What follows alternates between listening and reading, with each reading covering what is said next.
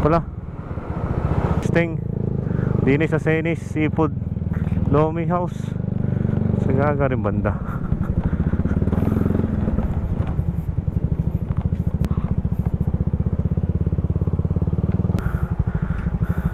Yun, what's up mga brother, dito ngayon tayo sa Senis Seaside Lomi House and Eatery para timusan ng seafood lomi. Pasok na tayo din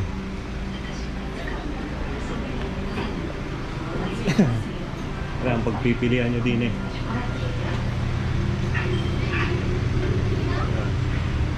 mga kumapit pa na sticker din Kuya Jay saka si JD follower na pala. Follower ka pala dyan. Manawit na rin namin.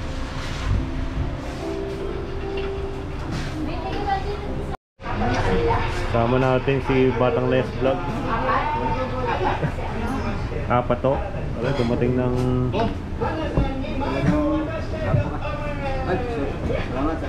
dumating ng aming order.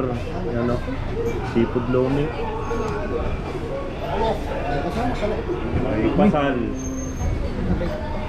Seafood lomi. Lomi na in-order na May tahong. May itlog. Kainin na yan. Bata. Titimusa na. Urban Riders. No? Pwede naman tayo mag-report. Yan. Pero hindi sa ano sa hipon, isorry dyan. Boss. Hipon. May pasal. Busog. Sa layo ng inikot. Sa layo ng inikot. Kung saan dumang portal. Natimusa na. Yan. Tumusa na yung katalay. Sentensyahan na ang dome. Ay ubos. Natutok na yan? Yan, natunaw na yun. Ano na yun ang Ano yan? Sa Seni. Seaside Lomi. Ano ka po? O ano? Diyan pa.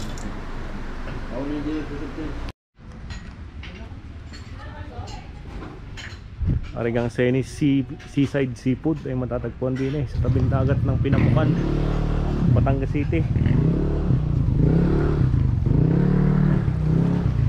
Ano? Kita-kita nyo din ang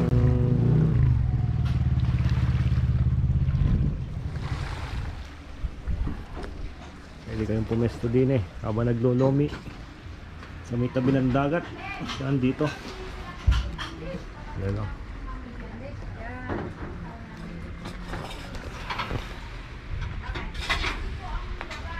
Yun yan sa Seni Seafood Seaside Seafood Lomi House. Salamat po. Sumak. Okay. Tay, bibili kita. Sarap. Huwag na. Busog na ako. Pinamukan proper.